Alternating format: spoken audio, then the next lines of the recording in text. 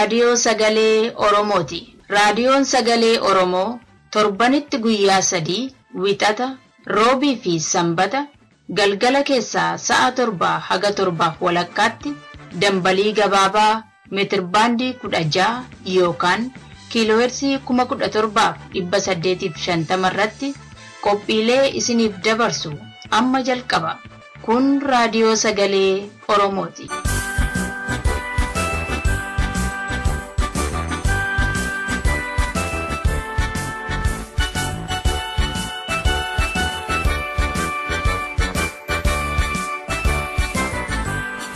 Kai barbaadadhu eegaree kee ilma ta'i armeesii feeffadhu faana abbaa kee akka hangafa kee Oromoo durii faajjii sana kai barbaadadhu eegaree kee har'i guyyaan wiixata caamsaa 19 bara 2014 raadiyoo keenya qilleensaaf intarneetaan bakka garagaraarraa kan hordoftan dhaggeeffatoota keenya kabajamoo akkam jirtu nagaan keenya bakka jirtanitti sinaa ga'u jechaa qophii keenya hordofuuf akkasinitti tolutti sagantaa keenya har'aas isinii beeksisna.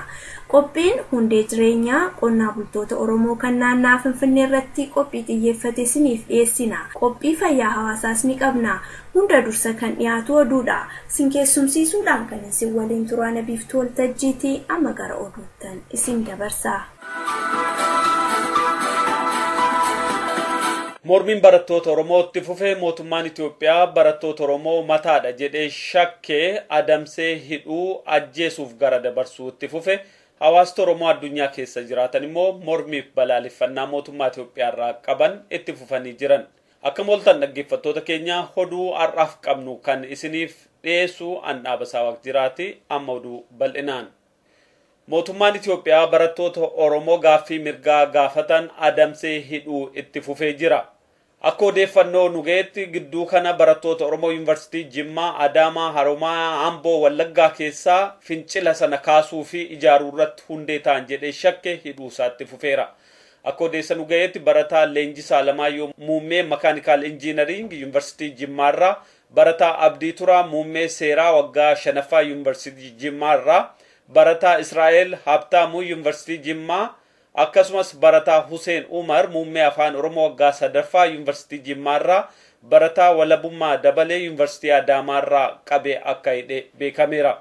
Barattoonni kun eessatti akka hidhaman ammaaf kan hin beekamne yoo ta'u kan qabamanii hidhaman immoo humnoota federaalaatiin jedhamee jira. Haaluma wal fakkaatuun mootummaan Itoophiyaa barattoota Oromoo sababa adda addaatiin hidhee ajjeesuu isaa itti fufee akka jiru oduun nu ga'aa jiru ni addeessa. Odeessi nu ga'e akka addeessutti gidduu darbe magaalaa Adaamaa keessatti barattoonni Oromoo 2 eegaa rukutamanii booda makiinaan irra deemsifamanii ajjeefamaniiru. Namoonni ijaan argan akka himanitti makiinaan ijoollee kana ajjeese lakkoofsa gabatee kan hin qabne ta'uun beekameera. Kun kanaan otoo jiru barattoota Oromoo 2 ajjeefaman kun bakka dhaloota isaaniitti sirna awwaalcha isaanii akka raawwate beekame. Sirna awwaalcha barattoota Oromoo 2 gidduu darbe magaalaa Adaamaa keessatti ajjeefamanii kunneen bakka Oromoonni hedduu argamanitti akka raawwate odeessi nu ga'e ni addeessa. Gabaasaan keenya oduu nu ergeen akka hubachiisetti sirna awwaalcha barataa Bilisummaa Lammii guyyaa kaleessaa Shawaa Bahaa magaalaa Ijeree keessatti raawwate. Sirna awwaalcha isaa kanarratti rakkoon dhalatee ture amantiinsa waaqeffannaa waan ta'eef bakka itti awwaalamu dhabamuu isaati. Haa ta'uutii uummati naannoo sana jira wal ta'uudhaan sirna awwaalchaa sun milkiidhaan akka raawwatu akka godhan odeessi nu ga'e ni addeessa. Haaluma wal fakkaatuun sirna awwaalchaa barataa Minishaa Mallasaa bakka firoonni fi hiriyoonni isaa argamanitti guyyaa har'aa akka raawwate beekameera. Maddi keenya akka nuuf gabaasetti sirna awwaalcha isaa irratti mormiin akka hin kaaneef waraanni mootummaa hedduu argame akka ture beekameera. Barattoonni garuu goota ajjeeftan malee kaayyoo Oromoon ajjeeftan jechaa dhaadachaa akka sirna awwaalchaa isaa gaggeessan odeessi nu ga'e ni addeessa. Barataa Minishaa Mallasaa waggaa 8 manneen hidhaa Maakalaawwii Qaallitti keessatti dararamaa nama ture ta'uunsaa ni yaadatama. Oromooti biyya Awustiraaliyaa magaalaa Sidnii keessa jiraatan guyyaa har'aa hiriira mormii ba'uun mootummaa Itoophiyaa balaaleffatan. Akkasumas mootummaan Awustiraaliyaa gargaarsa mootummaa Itoophiyaaf kennu akka ordofuu fi akka to'atu gaafataniiru. Hiriirtonni kunneen hawaasa Ogaaden waliin ba'uudhaan ejjennoo isaanii ibsuun gaaffii barattoota Oromoo akka deeggaranii fi gocha mootummaa Itoophiyaa akka balaaleffatan ibsaniiru. Bal'ina oduu kanaaf biiftuu waltajjii.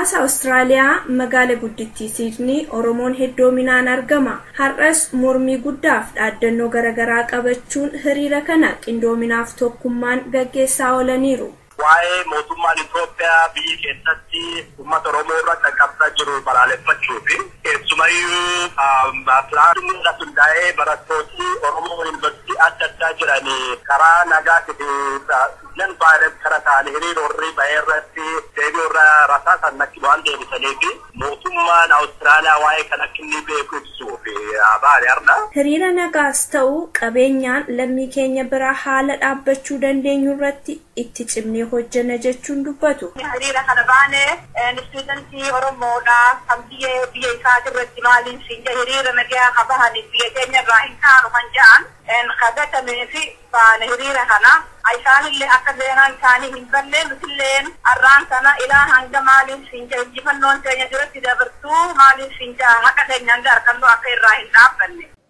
Qonnaan bultoota Oromoo naannoo Finfinnee jiraatan qorannoof hordoffii tokko malee akka seeraan ala buqqaan hayyuun tokko saaxile.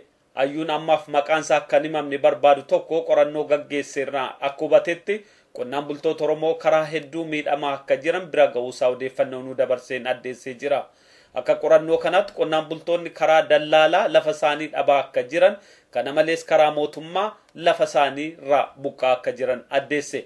Karaa mootummaa kallattiidhaan lafa isaanii dhabaa akka jiran kan hubachiise qorannoon kun mootummaan bakka tokko tokkotti kaffaltiif beenyaa gabaabaa kennus kanneen beenyaa argatan beenyaa sanaan waan hojjetan gorsaa fi leenjii waan hin kennamneef namoonni hedduu rakkinaaf akka saaxilaman oduun kun ni addeessa. Fincilli barattoota Oromoo yeroo ammaa deemaa jirus qonnaan bultoota Oromoo miliyoona 1 miliyoona walakkaa ta'an qe'eesaanirraa buqqisuudhaaf waan karoorfame balaaleffachuun ta'uunsaa kan yaadatamu. Komishiinarii waajjira naamusaaf farra malaammaltummaa Itoophiyaa hojii isaanii irratti dhiibbaaf sodaachisa akka isaanirra ga'u dubbatan. Obbo Alii Suleemaan komishinii naamusaaf farra malaammaltummaa Itoophiyaa gabaasa hojii waayitaa caffee federaalaaf dhiyeessan akka dubbatanitti Itoophiyaa keessatti hundee malaammaltummaa gogsuuf duulli godhamu hedduu ta'ullee duula kanatti gufuun hedduu akka ammaatee jiru ibsaniiru. Akka ibsa obbo Aliitti dhiibbaan kun abbootii aangoo mootummaarraa kan dhufu sodaachisaaf doorsisaa kan dabalatudha. Haa ta'uti hoogganaan kun dhiibbaan kun waajjira kamirraa fi qaama kamirraa akka isaanitti dhiyaate waan ibsaniin qaban. Itoophiyaa keessatti qabeenyi mootummaa harka caalu malaammaltummaadhaan saamamaa akka jiru ragaaleen garaagaraa yeroo adda addaatti ni addeessu. Walitti gaarreeffannaan Itoophiyaa fi biyya Masrii gidduu jiru akka ishii yaaddesse Ameerikaan dubbatte. Gargaartuun ministeera dhimma alaa Ameerikaa Linda Thomas Greenfield dhimma biyyoota Saharaa gaditti argaman ilaalchisanii konferensii viidiyoo gaazexeessitoota waliin taasisan irratti yeroo ammaa Itoophiyaa Masrii gidduutti haalli jiru kan Ameerikaa yaaddessu ta'uu dubbatan. Biyyooti lameen jechoota wal doorsisuuf wal sodaachisuu dhiisanii dhibdee isaanii mariin akka hiikkatan fedhii Ameerikaa ta'uu kan dubbatan ministirittiin kun mootummaan Ameerikaas naannoo sanatti tasgabbiin akka dhufuuf biyyoonni lameen mariidhaan dhimma isaanii akka hiikkatan dhiibbaa barbaachisu akka gootu dubbataniiru.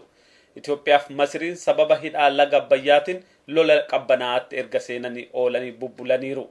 Oduun sa'aatii kanaaf qabnu kanuma qophii fi waliin waariyaa.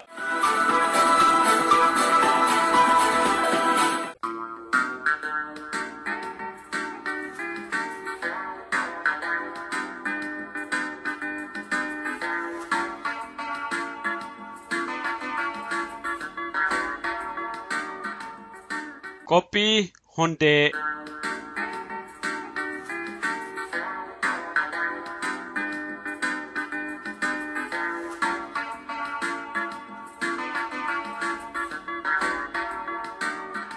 Amma Finfinneerraa gama kibba dhiyaatti kan argamu araddaa qonnaan bulaa naannoo sabbataa keessatti argama. Gabaasaan keenya dirreen dur xaafii fi qamadiin guutamee mul'atu har'a ijaarsa haaraan guutamee gamoo adda addaa fi kuusaa ijaarsa adda addaatu irraa mul'ata.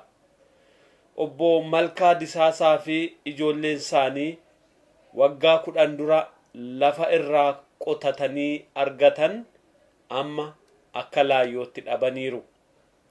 fageenyatti taa'anii yeroo namni isaan hin beekne fagoorraa dhufee irra naanna'ee irra fandalali'u yeroo argan yaa baraa qeerraa nu dhiibdee asiin nu baate jedhu sagalee isaanii qaqqabatanii.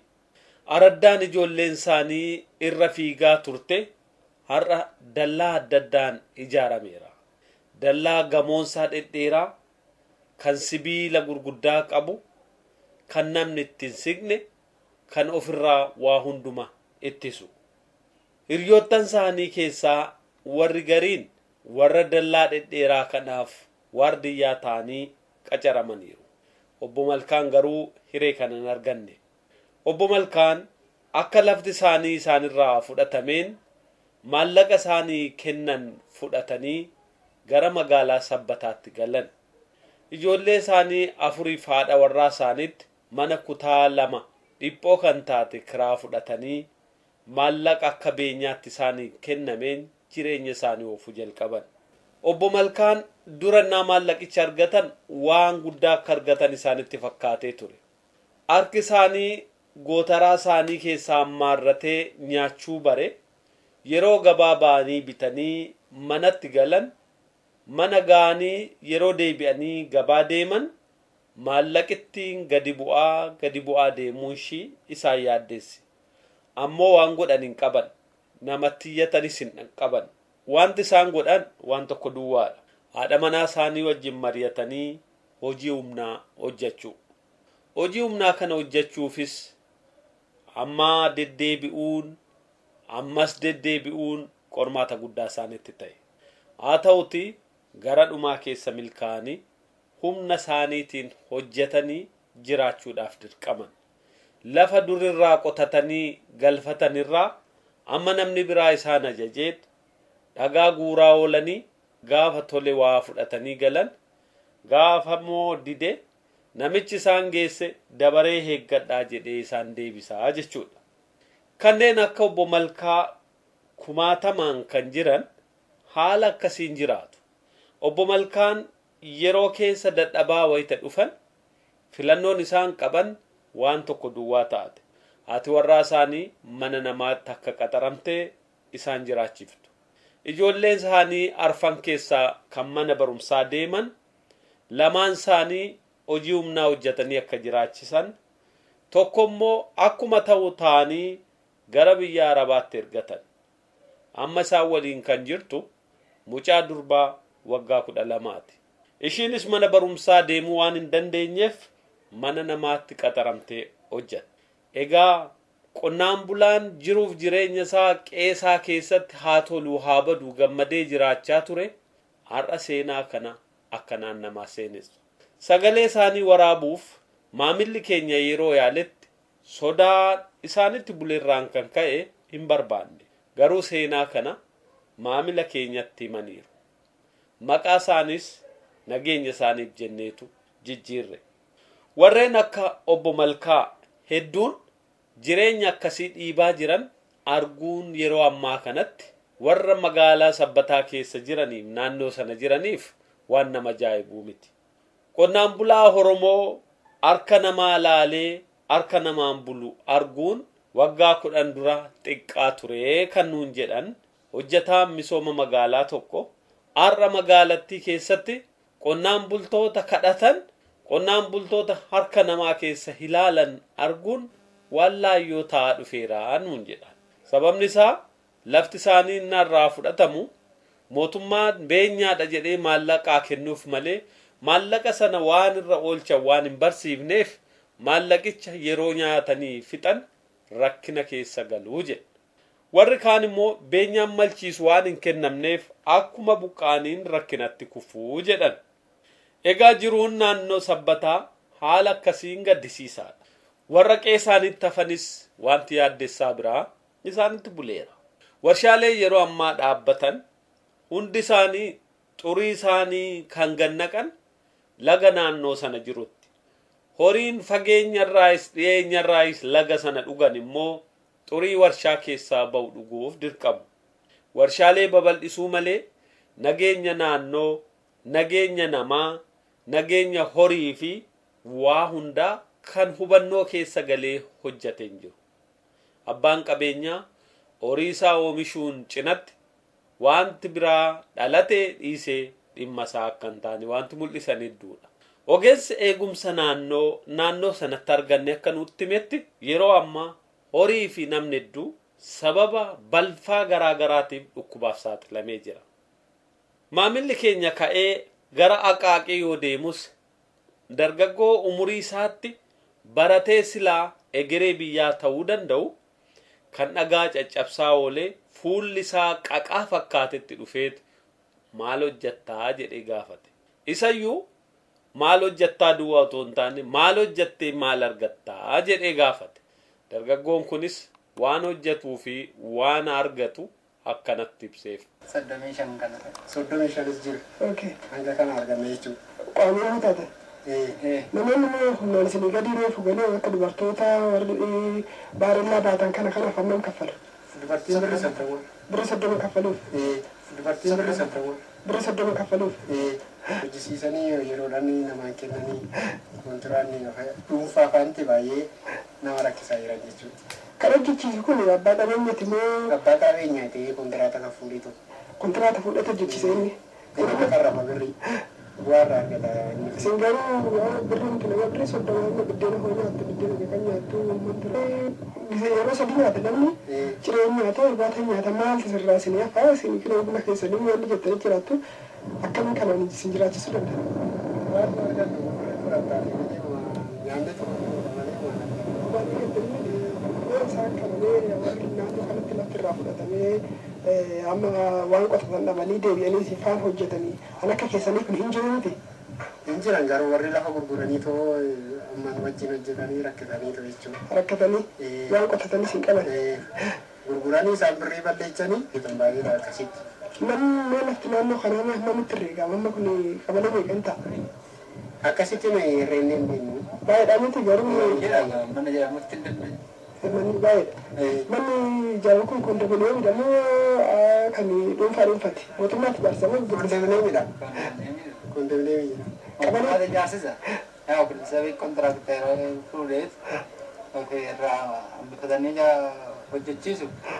Waan maala kana gaantii kana birrii qarshiin galchina. Iddoo biraatti warri kontiraakteeriin gisee kennan birrii 130 fa'i ture. Jarri kun irraa buufatan birrii 100 fa'i galchaa kun kaleessa jammarre. Kaleessa jammarre bichiloo tokko qofa yeroo baay'ee tokko iyyuu caala bakka hooma akkanaa jira. Faayidaan qabu bakka. Baay'ee yeroo hama. Warra giidoodhaan jedhu faayidaan qabu warra jechiisutu argata malee.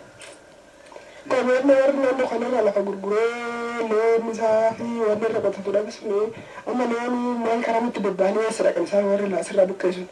Loon gurguran kaa isa godhate. Bakkumti deeman hin jiru itti bal'ifatan hin jiru kunoo kan jiru midhaan namaas kan qotame jira lafa. Akkanuma rakkisaadha garuu. Akkanaan himaniitu jiru isaaniitti fufan. Maamilli keenyas waan naannoo sanatti arge irra deddeemee ilaaluun waan namni itti jiru hubachuun hedduu waan nama ajaa'ibu baase. Guddinni magaalaa gara baadiyyaatti yeroo babal'atu namoota qeerraa buqqisaa fi dhiibaa deemuunsaa waan hin oolleedha. Haa ta'uti magaala babal'isuun jireenya warra kaanii balleessuu miti. Warri kaan akkamitti akka jiraniif jireenya isaanii qajeelfatan hundee isaanii eegaree yoon tolchineef jireenyi hawaasaa jeeqamuu dhufa. Jireenyi hawaasaa yoo jeeqame immoo nageenya hawaasaa irratti dhiibbaa qaba. Mootummaan egeree biyyaaf yaadu waan tokko naa diriirsu kana yaaduutu irra jira. Har'a yaaddoon dhala Oromoo hundarra jiru magaalaan Finfinnee guddachuudhaaf dalga bal'achuu ishii miti. Magaalaan Finfinnee guddachuudhaaf ardaa qonnaan bulaa naannoo sana jiran gara 50tti dhiyaatan kan aanaalee garaagaraa of keessaa qaban kan uummata miliyoona 1 fi gara miliyoona 5tti herregan of jalaa qabu lafa heektara miliyoona 1 fi gara qabxii 3tti kan caalu of jala dhuunfachuudhaaf deema. Yeroo warri kun Finfinnee jalatti dhuunfataman egereen isaanii maal ta'a? warri lafa gurguru lafarraa horii argachuuf malee qonnaan bulaan badee buqqa'ee jireenyi isaa diigame dhimma isaanii miti. Mootummaan biyya bulchus kana waan hubatee ilaalin fakkaatu. Har'a lafa keenyan gurgurru qonnaan bulaan keenya hin dhuman kan jedhan ijoolleen barattootaa otoo warri gurguddaa dhimmi isaan ilaalu jiranii bakka jiranii warraaqanii gaaffii mirgaa kaasan. Gaaffii mirgaa kana karaa nagaa waan kaasaniif warri lafa gurgurachuuf abbalanii fakeekkatan immoo ijoollee kana dirree irratti rasaasaan tumanii ajjeesan. Har'a Oromiyaa keessatti yoo xiqqaate abbaaf haadholiin 200 ol ta'an ilmaan isaanii ol adeemaa boru baratee rakkina keenyaaf nu dhaqqaba jedhanii abdatan dhabanii boo'icha taa'aa jiran. Taaziyaa addoo taa'anitti illee basaastuun mootummaa galgalaa ganamatti deddeebi'ee eenyu sin gaafate maal siniin jedhanii isaan gaafata. Uummati hundeen irra jiraatu jalaa buqqa'aa jiru humnaan akka hiriira ba'u waamameetu hiriira ba'ee lafa koo baga fudhattanii jechaa jira. Kana kan nutti himamaa jiru. Yoo hundeen qabaanne egereen saba tokkoo badaadha. Warri hundeen qabne bakkuma jiran hundee isaanii se'u. Qophiin keenya irraa asumaan xumurama. Qophii biraan amma walitti deebinutti nagaan nu tura.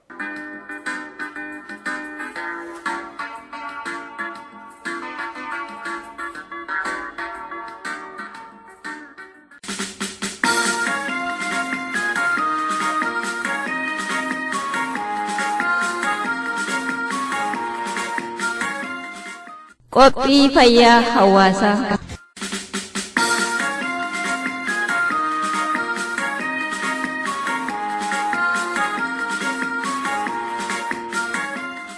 Akkam jirtu kabajamtoota dhaggeeffattoota qophii fayyaa hawaasaa. Qophiin fayyaa hawaasaa torbee wiixataa isinii darbu har'a isinii dhiyaata. Qophiin fayyaa har'aa kan isinii dhiyaatu waa'ee dhimma dachee ilaallata.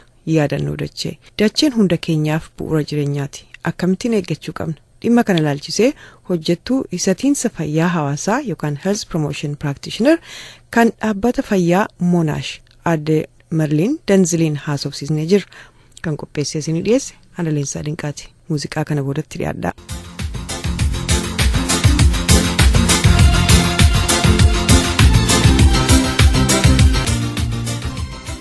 Yaanni yookaan akeekni guyyaa dachee yookaan Earth Day jedhamu kun maali? Maqaa kee fi hojii kee of beeksisuudhaan yoo nu eegalte. I'm Marlene Dalziel. I'm one of the health promotion team that works with the Community Health Centre for Monash Health Community, and I do some work with a few communities in relation to climate change issues. So that's why I'm doing an interview today, and we're talking about Earth Day, which is happening on the 22nd of April this year, and it's been happening on that date since 1970.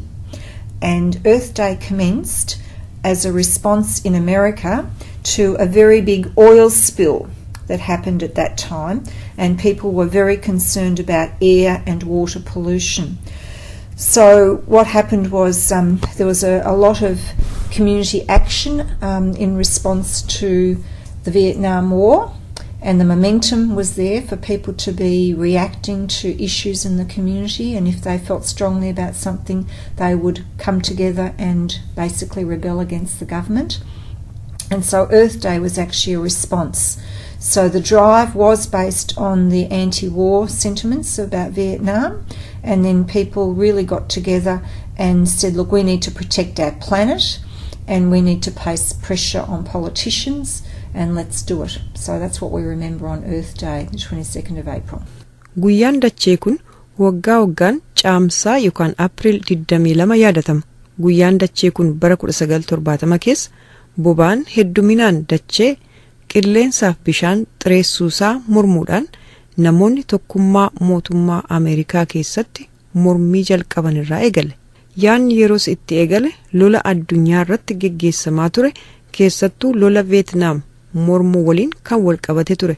erga namoonni mormii lola geggeessamuu irratti waltaanii sagalee isaanii dhageessifataniin dhimma ardii yookaan pilaaneetii irra jiraannu tikfachuuf dhimma kana toora falammii siyaasaa keessa galchuun ni danda'ama kan jedhurraa eegalee jechuudha. Kanaaf bara sanarraa eegalee guyyaan dachee kun yaadatama.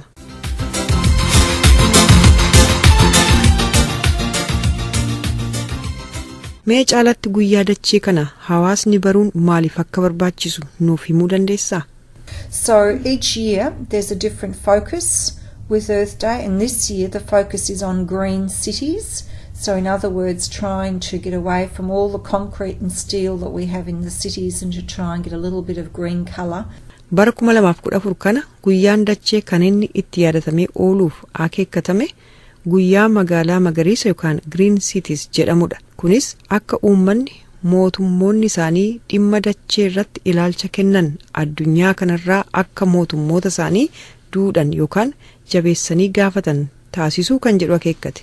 Kunis karuma karaa hawaasni birmannaa kanaaf barbaachisu akka taasisu toosisuu fi jajjabeessuu kan dabaludha. Akkuma walitti ibsuuf yaale yaanni guyyaa dachee jedhu kun mormii lola Veetnaamiin wal qabatee haa eegalu malee wanneen dachee miidhan adda addaatti hanga ammaa ilaalchi kan hin kennamin hedduudha. Nageenyi dacheef jireenyi hawaasaa wal qabataadha. Kanaaf garee rakkoo bal'isuu ta'uurra namuu garee furmaata barbaadu keessatti hirmaatanii dachee fayyaalattii fi nagaa qabdurra jiraachuun fedhii hundaa ta'uu qaba.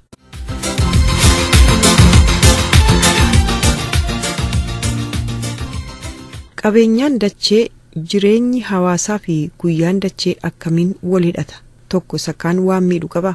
They do have a big impact. So what we're focusing on is trying to be more efficient in how we use energy, to use renewable sources so that we can replace what we're using rather than just constantly, taking more and more out of our planet and out of our... Dhaadessii guyyaa dachee bara kanaa irraa waan hubatamu tokko qabeenyaan dachee keessaa hedduun akka saamamaa jiru agarra. Ijaarsaafis haa ta'u bifa daldalaan bu'aa irraa argachuuf yeroo mukti hedduun gad ciramanii fi bosonni barbadeessamu hubataa jirra. Qonnaafis haa ta'u warshaalee garaagaraa guddisuuf babal'isuuf naannoon yeroo golgoleessamutu hubatama. Kun hundi naannoo'ee naannoo keenya balleessuu qofa osoo hin taane jireenya hawaasaa irratti dhiibbaa uumaa jira. Kanaaf wanneen amma biyyoota adda addaa keessatti raawwatamuu eegalaa jiran akkaataa itti qabeenya dachee keessaa fi qabeenya dachee irraa barbadeessaa deeman xiqqeessuun danda'amu faluu kan akeekkatedha. Rakkoo akkanatti babal'ataa deemu kana namuu karasaa itti gumaachuu danda'u qaba. Wanneen qabeenya dachee keessaa golgoleessanii fi wanneen dachee irraa balleessan gargaaru yookaan yeroo inni dhumaa jiru ilaaluun jireenya hawaasa egeree fi jireenya dhalootatti aanu balleessuu akka ta'u ifaadha. Kanaaf qabeenyaan dachee keessaas ta'e kan dachee irraa akkasumas jireenyi hawaasaa walhidhataa waan ta'eef hawaasni jireenya isaa waan miidhu ofirraa xiqqeessuuf fala ta'uu qabutti gumaachuun barbaachisaa ta'a.